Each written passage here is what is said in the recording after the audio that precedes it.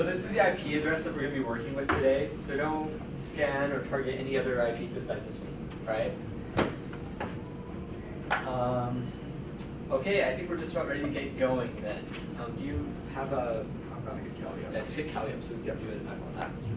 Okay, great. So for how many of you is this your first time at our club? Robert? Okay, great. A lot of new faces. So I kind of want to do something new this time. I kind of want to learn people's names better. Can we just go around, just have you introduce yourself, just your name, and then your major, and I guess like how far along you are in school. Okay, so I'll start. I'm Austin Larson. I'm a freshman technically. I've been here 3 semesters. I'm the club president of the cybersecurity club, and I'm an IT major, network security administration. Emphasis. Yep. All right. I'm Nathan Cloward. I'm a senior. Going to be graduating this spring. Baby. Woo-woo. Yeah. So I'm majoring in information technology with an emphasis in computer forensics and security. Yeah. Cool. Nate's in our club leadership. Yeah. All right, we'll just go around like this. We'll like zigzag around. So starting with Zach. Yeah. I'm Zach, computer science major. I have till next December, not this one, unfortunately. What else? Your major. Yeah, computer science. Oh. Yeah, that's it. That's it. I'm Jake.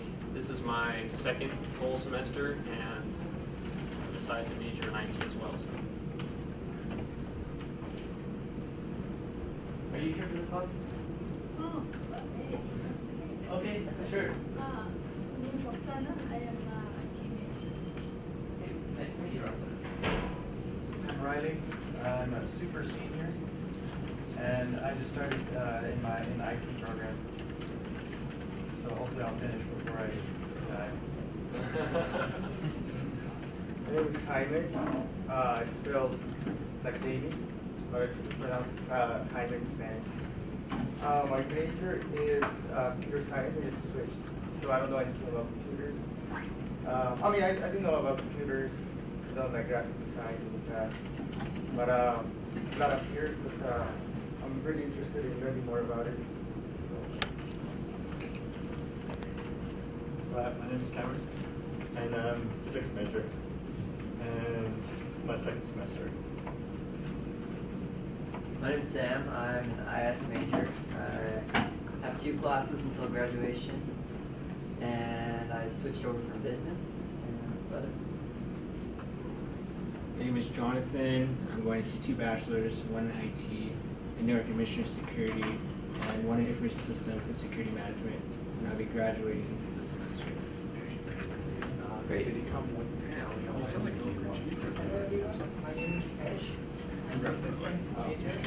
Well, I guess it's cheese, actually. My name is Corbin. I'm a marketing major. Jamie, I invite over to Varsity did a pre-4 show this weekend. I just want to learn more, meet some of you guys as well. Varsity did a pre-4 Yeah, I'm show over this here. weekend. Thanks for having me. Hi guys, I'm Brad, computer science major. I'm about 3 semesters in, so smart enough to be dangerous. Great. Monique, my name is Monique. Major in computer science, but I already graduated, so I work anyway. I want to learn more. Cool. Great. My name's Aaron, IT major, super senior, but I'll be done in the spring. I record our meetings and I put them up on the YouTube site, so you can check those out if you missed one or curious about what we did last semester. I'm still sort of new to this, so the quality's not great, but I'm always open to constructive criticism. Constructive. It sucks. My name's Kyle. I'm going into computer engineering. This is my first year at school, so was told about this to come check it out. Okay, great.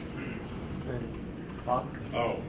Hi, I'm Robert Jorgensen. I'm one of the advisors for the Cybersecurity Club. I'm the program director for our cybersecurity program here at Utah Valley University. I'm not a senior. Okay, great. All right, so let's go ahead and get started with our meeting. So what we're going to start out with first is that we're going to go over Nmap. Before we get started, does everybody have a Kali Linux machine in front of them turned on? Everyone's good? All right, perfect. So Nate is going to go ahead and get started, and he's going to teach us how Nmap functions and what it does. And yeah. All right. Okay, so first off, has anyone ever heard of Nmap? Knows what it does? All right, can I get someone to explain what it does? I understand that it scans a network for vulnerabilities, but I don't know anything beyond that. I just heard of it. Yeah. So it's a network scanner is what it is essentially. So whenever you want to attack a network or attack something, you need to know what's there. You need to know what's going on, what is there you can actually exploit.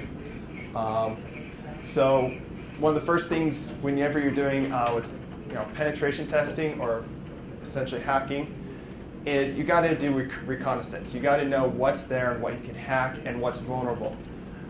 So one of the steps to that is to scan and to see what it is. Normally what you do is you scan certain machines that you want to attack or certain networks. This could scan a range of IP addresses. We're going to be skipping that because we don't want to be scanning outside this room because UVU has protection to put a stop to that. So, all right. So Nmap is a tool that allows you to scan different services on a machine, which is what we're going to be doing to a metasploitable box that we have set up. So if you go ahead and bring up the man pages of Nmap, it'll go ahead and give you the different things that you could do. So first, there, just a sec.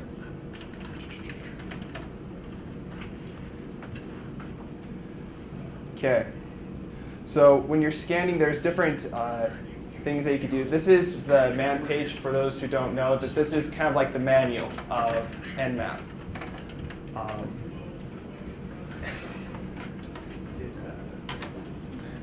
And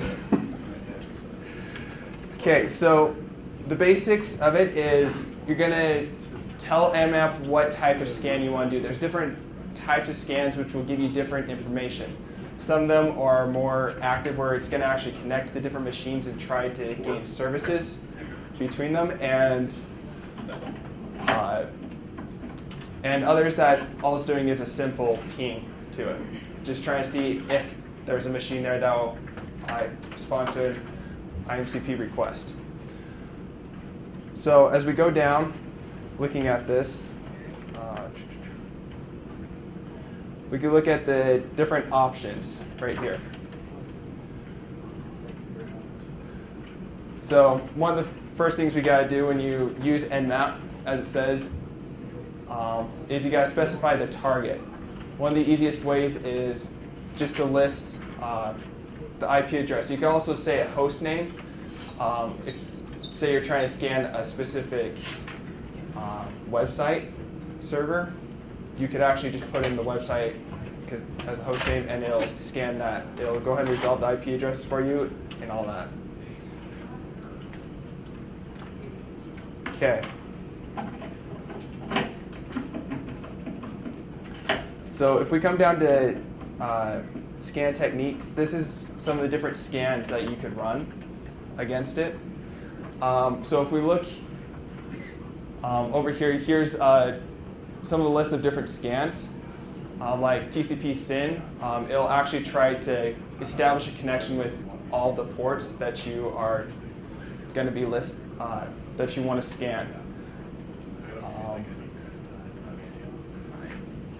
Yeah, so Austin, I'm not missing anything, am I? No, it sounds just about right. Okay. All right, so Give them a few examples. Give them a few examples. All right. Type a few in maybe. All right, let me pull up another window so I can keep this open. All right, so you could follow along with us as we go through a few examples. Can you make it a little bit? Yeah. Okay, sweet. To quit the man page, you can press Q in case you feel stuck. All right.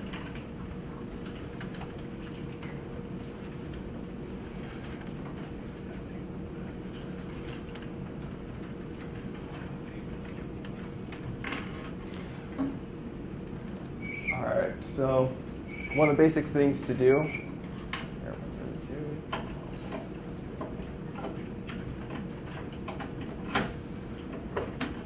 All right. Here, let me pull up.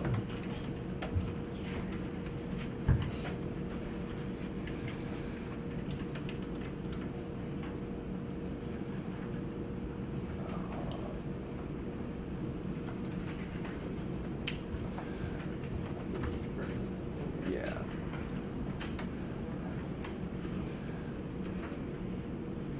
I always forget all the commands off the top of my head. Sorry. So as you're looking at the man page, you can see that Nmap is a very extensive and versatile tool. There's a lot to it. There's a lot of things that you can do with it. So there's a lot of different commands that you could do. And even if we get down over here, as it says script scan, you could write your own scripts to do a little more powerful things with Nmap whenever you run scan. So there's a lot of, Nmap is a very powerful tool.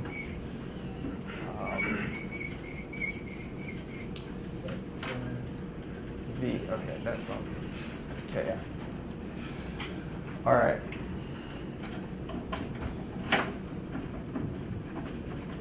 So Yeah, basic one up. Oh, dash P0, that's wrong. dash P0. Now let's run it on the. Yeah. Do you want to specify the ports, like how many ports? You don't have to. No, go I'll ahead. just go. Okay, so when you run it without the ports, it does just a standard set of ports in running. So here's your basic. I'm pretty sure this is ping scan. And since we only scan one IP address, this is all it comes up with is one real quick scan. It's pretty much sending a ping and seeing if it gets a reply back. This is a good way if you want to actually scan entire network to see what hosts are up and which ones you could, what IP addresses are actually associated.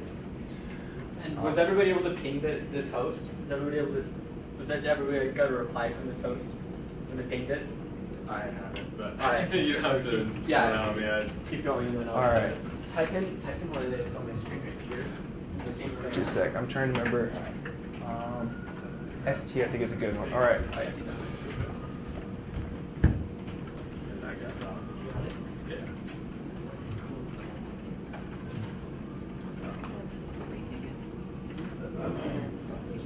Is there a reason you just do the first one you stack only on ports zero? I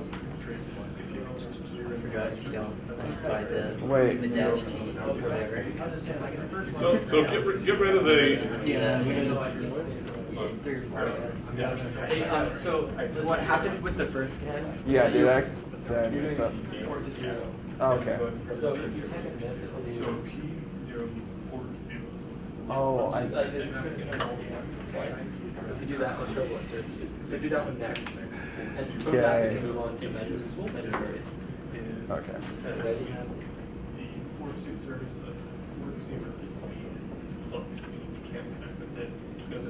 Slide 5, 3, 5. So, All right. So this is the next command that we're going to run. And this, if it works correctly, should scan most of the ports and see what services are running on the computer. So using this command, we're going to be able to tell what this server is doing, what things it runs, and that's really essential when you're going into a situation blind and you want to see what things are running. So let's go ahead and run it and let's see. All right, it's going to take a second because it is scanning the host.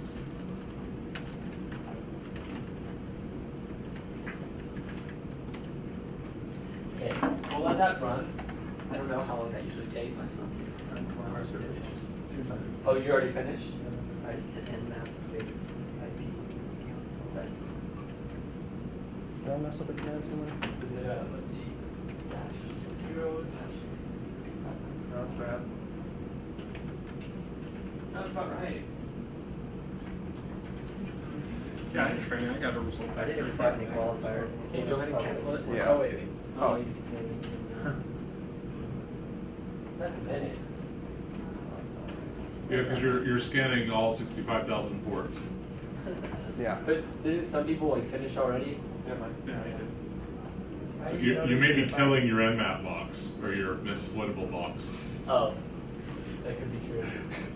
If you do it without specifying the number of ports, it does the top 1,000 most common service ports, which will knock off like 64,000. That's what I did. Yeah, so those who got finished quickly. So by default, it'll do what's called a stealth scan or a SYN scan, There we go. where it sends a SYN. How many of you understand the three-way handshake? Okay. So normally you do a SYN, ACK, and then an ACK. So what the stealth scan does is it does a SYN, and when it gets a SYN-ACK back, it sends a reset and doesn't complete the connection. So it knows that there's something there, but like this information where it says which service it is, it's just guessing based on a well-known port. Because it's basically like, hey, I want a connection. It says, okay, let's do a connection. And it's like, never mind.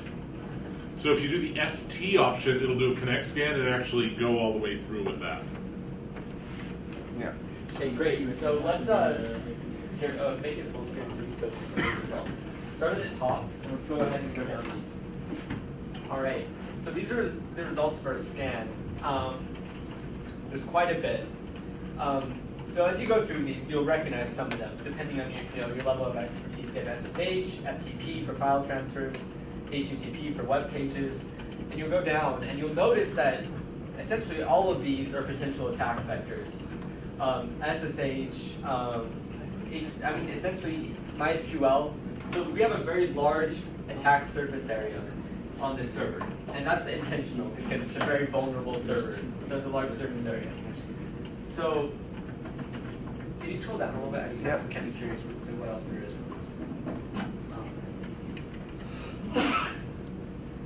Yeah, fantastic. Okay. Is there anything else you tell that where you can like? So we know what's there. Here, I'm gonna run quick. ST.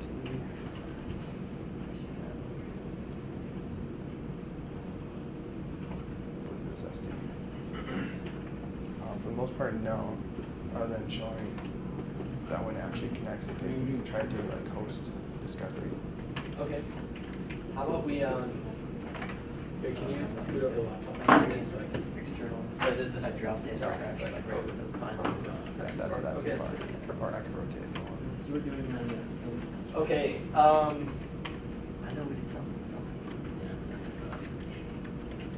So I think we should go ahead and start with some of the exploitation. So now we know where our host is. I mean, I gave that to you. We know what it's running. So now we can start with the exploitation phase. The exploitation phase is obviously the funnest because that's kind of the point of sorry, 1 second. I think we should also do a service scan to see what services are running on here. So we know what protocols they're using, right? But we should know what is using the HTTP and what is using each of these services. So let's go ahead and do a service scan. So we know exactly what version of each thing that they're running. Because right now we know more, right? So we know what's open, but now we need to know what specifically they are running on their computer. And once we know what they're specifically running, then we can Google, say, exploit for Apache version 2 point whatever. So let me see.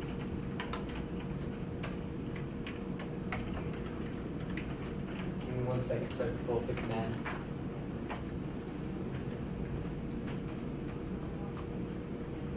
Do you remember what the syntax is, Rob? I do. Do you mind telling us? Oh yeah. Dash lowercase s, uppercase v. That's right.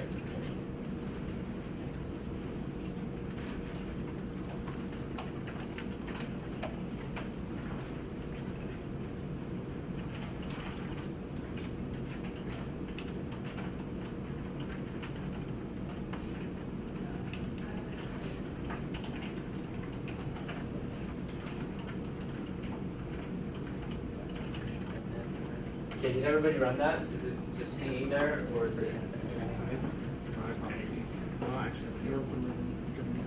Well, it's going to take a while since we're all pretty much slamming the machine right now. And this is how a DOS attack works. Yeah, Yeah. pretty much. Oh, the machine's fine. My laptop starts smoking.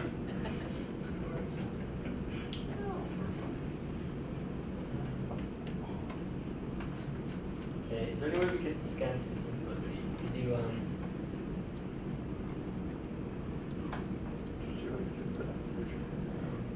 there's a few other syntax things. Yeah. You probably can put down the key to it. Just scan that port for it. Yeah, so we could do specific for like what about like 22? Yeah, so like I did 6. Oh wait, it finished? Okay. Yep, there we go. Okay, great. Ours finished. So let's go ahead and blow that up. Over the top. All right. So now we know exactly what's running on this machine. So you can look here. We have OpenSSH version 4.7. We have Apache 2.2.8. These are keywords that are very helpful for when you're wanting to break into a machine. So now that we know exactly what it's running, so Apache is the web server that's hosting, right? I mean, what I would do, first off, if I was doing this in the field, if I didn't know exactly what exploits are for each of these, I'd just type them into Google and type in vulnerability.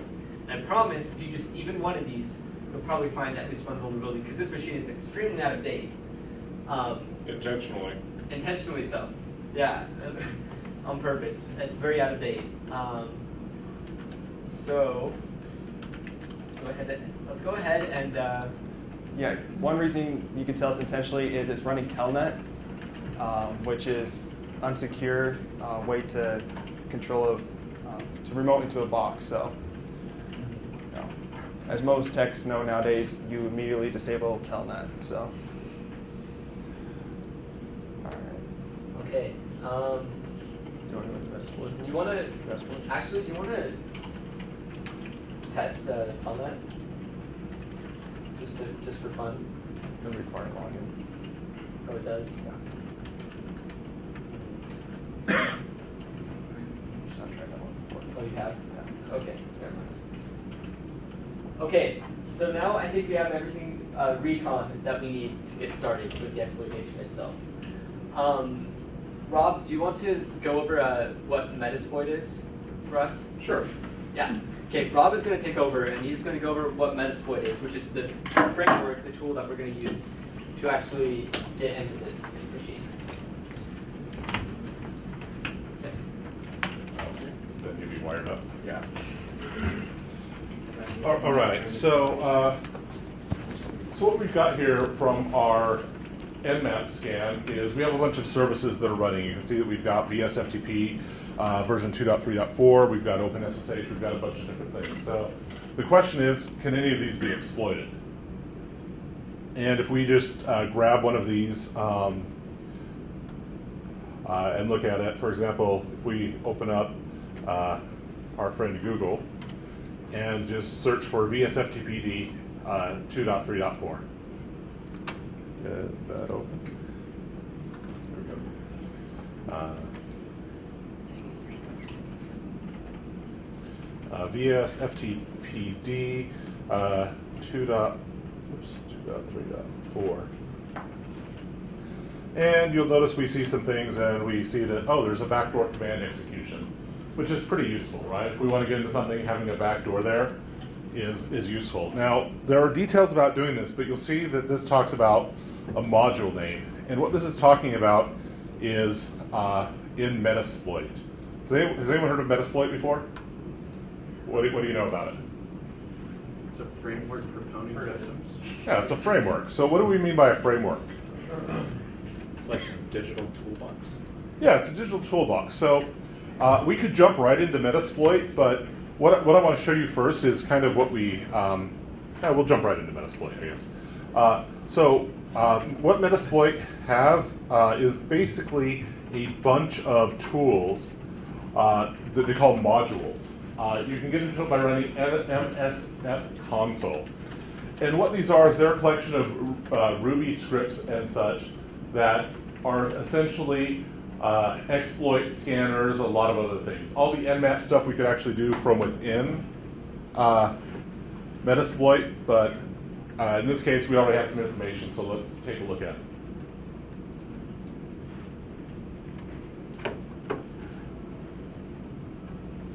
Did I lose my command prompt? Oh, there we go. Oops.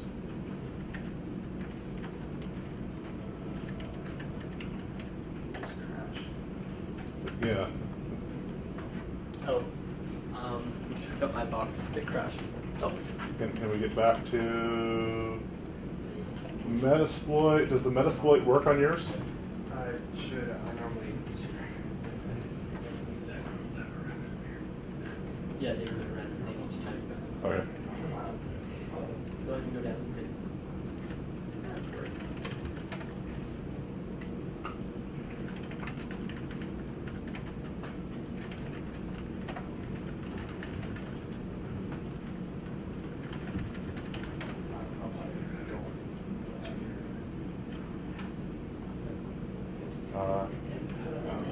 Let me log into this other machine then. Did we already start the PostgreSQL database? You can do that, but you don't necessarily need to. So,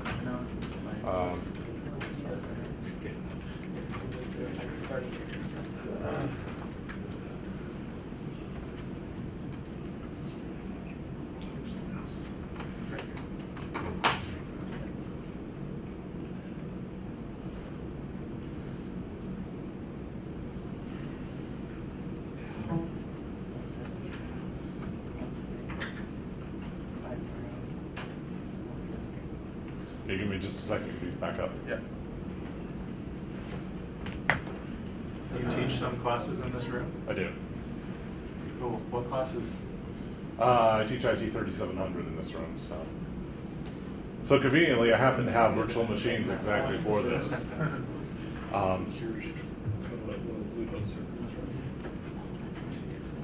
If I remember correctly, we learned a lot more about like the Nmap and metasploit in that class, right?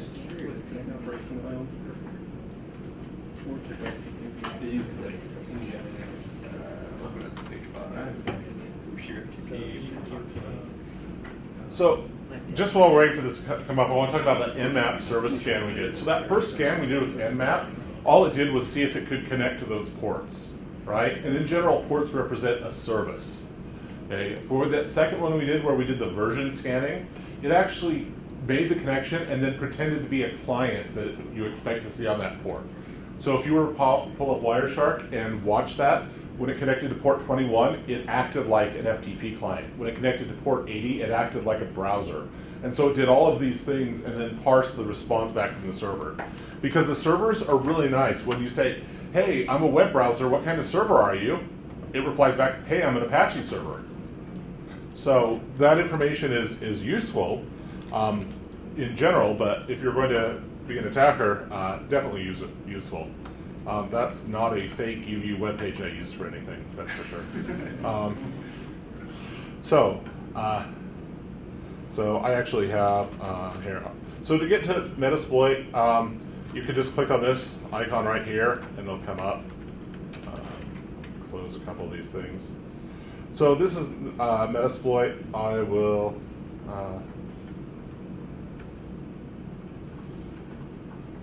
Kernel panic, there we go. Okay, so here we are. So we have the framework. The framework has a lot of different things in it, but and if you hit question mark right here, you'll see we have options. We have a lot of options in here. We can go back, we can do a banner, we can change directories, we can connect, because you could do lots of just file commands in here. This is, I just did ls and it's executing that. We can also do banner, which will show the different things. If you get the cow, you're lucky. If you get the missile command, your exploit will never work. It's random, that actually doesn't make any difference whatsoever, but I always try to get the cow. You have a lot of options here. Typically when you set this up, you're going to run a database, and that's what Aaron mentioned, but we don't need to do that. It'll just run a little bit more slowly. So does anyone remember what that first service was on Metasploitable we had, that we looked at the backdoor for? VS. Wait, did you say about port scan? Yeah. First one was Okay, VSFTPD. Okay. So Metasploit makes these things really easy. There's a search command. Anyone have any idea what I would search for if I wanted to try to exploit that VSFTPD? VSFTPD. So it's going to do this. It's going to be a little bit slower, but then it's going to say, "Hey, look, here's an exploit." So look, it's VSFTPD 2.3.4 backdoor. Does that sound like the one that we found when we looked up that version? Great. So what should we do? Run it. Run it. Well, we could run it, but we need to use that exploit. So the command to use that module is use. Now, one cool thing about the Metasploit framework is it supports tab completion. So you may notice, and here, let me stick it in my pocket. So you may notice right here, this looks like a path, and this is actually a path from the home directory of Metasploit, where all the modules are in there. And so you can actually navigate and see the script if you wanted to. So if you want to get into this one, you can just do use, EX, I hit tab, UN hit tab, F hit tab, VS. And now if you see this, we're inside that module. Does that make sense? It's to me that's not a perfect description, but basically we're inside this module and we can do things. And you can see by the red thing there. So what do you think I typed? Oh, I wanted to show the options that I could do in this. Could do question mark. That'll tell us some things. And one of the things question marks will tell us about is that we have a show in here, but we have an important one right here, info. Since I'm already in this module, that's just how I think about it. It's kind of a abstract concept, but if I type info, it's going to give me info on this exploit. So you see its exploit is VSFTPD 2.3.4 backdoor command execution. An exploit, the thing, it's on Linux, it's privileged, it uses Metasploit framework license, it's excellent, it's disclosed, the date, who wrote it, the targeting, all kinds of stuff, and then some options here. And there's a nice little description. This module exploits a malicious backdoor that was added to the VSFTP download archive. This backdoor was introduced then, was found then, and it was removed then. Okay. So a lot of information on that, but the most important stuff we're looking for are the options. Okay. So if I do show options like that, it'll show which things we have. What do you think our host is?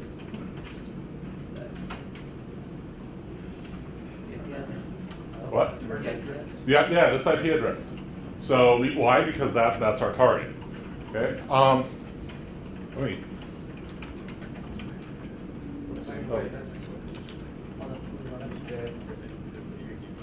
I'm going to see if I can ping that one, but I don't know if I can.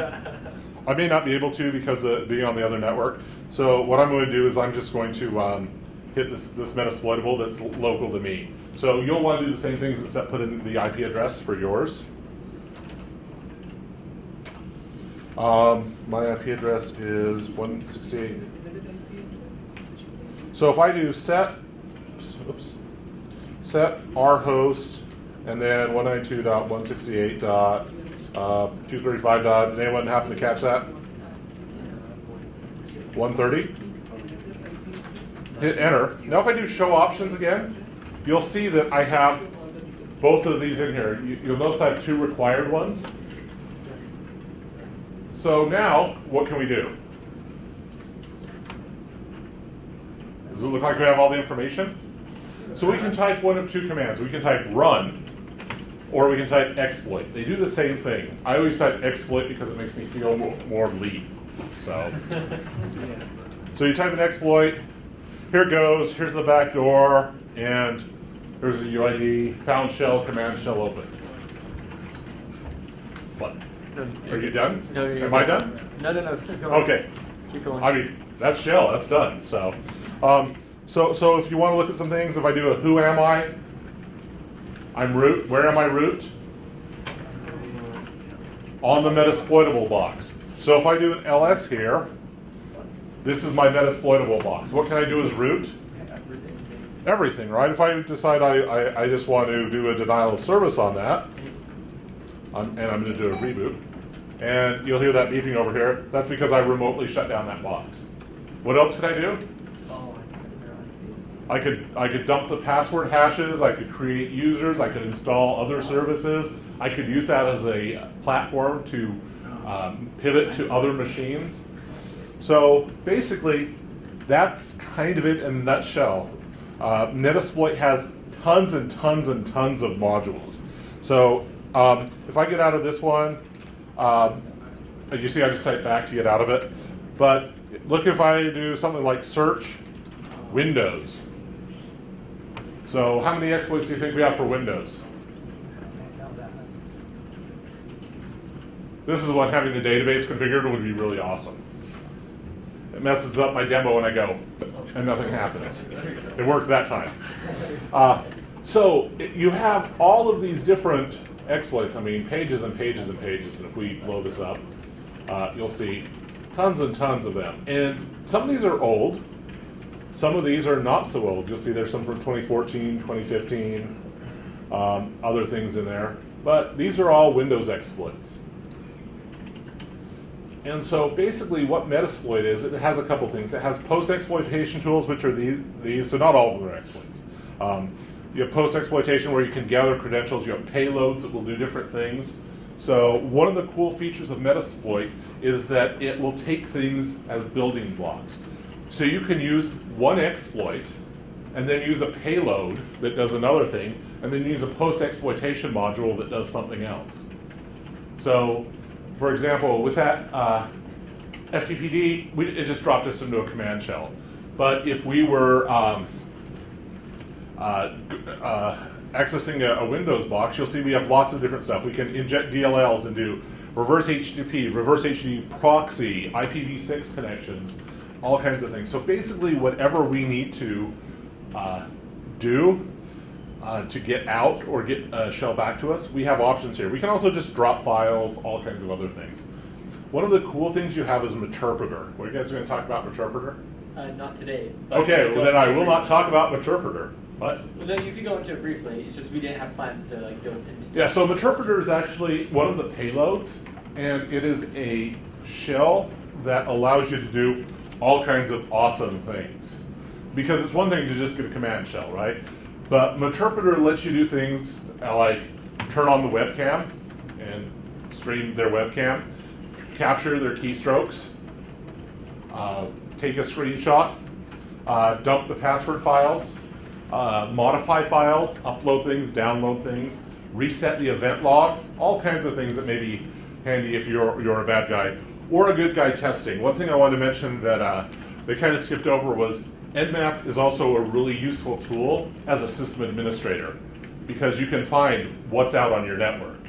So Nmap has tons and tons of options, as you saw when we did man Nmap. So you can do service scans, you can do all kinds of interesting things with it. So when you're looking at this, one thing to keep in mind is that while some of these tools are kind of hackery tools or cybersecurity tools or whatever, a lot of them are also ones that will be useful for those of you who are sysadmins and network engineers, just to find out what the heck's on your network. So, is that a good intro to Metasploit? Yeah, fantastic. If you're interested in this, like if you're like, hey, this is cool, I want more, one good place to go for that is if you search for Metasploit Unleashed. There is a pretty awesome tutorial from Offensive Security. They're actually the people who maintain the Kali distribution you're using. And this tutorial has all kinds of things walking you through fundamentals, information gathering, port scanning. So here's a port scanning thing talking about, Nmap and DB Nmap. DB Nmap will just basically take Nmap and dump it into your Metasploit database, which is pretty cool. So all kinds of cool things like that. I'll turn it back over to these guys. Great. You want to keep using that VM? Yeah. Mine died. Oh, yours back. Okay, yeah, that's fine. Okay, great. All right, so now for this portion of the meeting, let's go ahead and apply what we learned, some of these tricks that we did.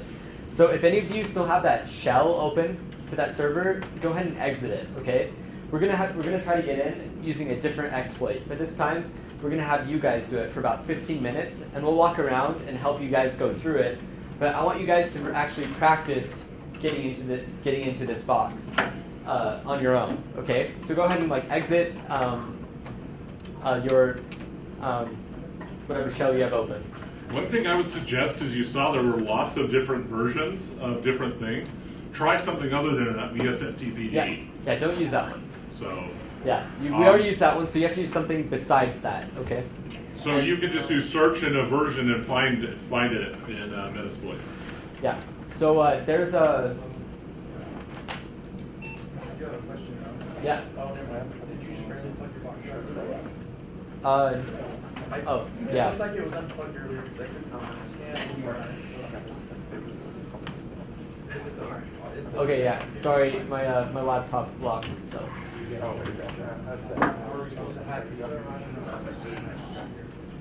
Yeah, it's a little bit cheating if I turn off my machine so you guys can hack it. So. It's like, yeah, this thing is older. Yeah. All right. Okay. Just double check this up. Also, if you want to try this, you can download Metasploitable. It's just a VM you can download. So. All right, the machine's back up.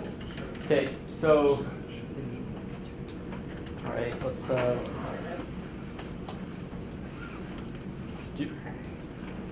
pull this first. I guess I forgot that. What was it? Nmap.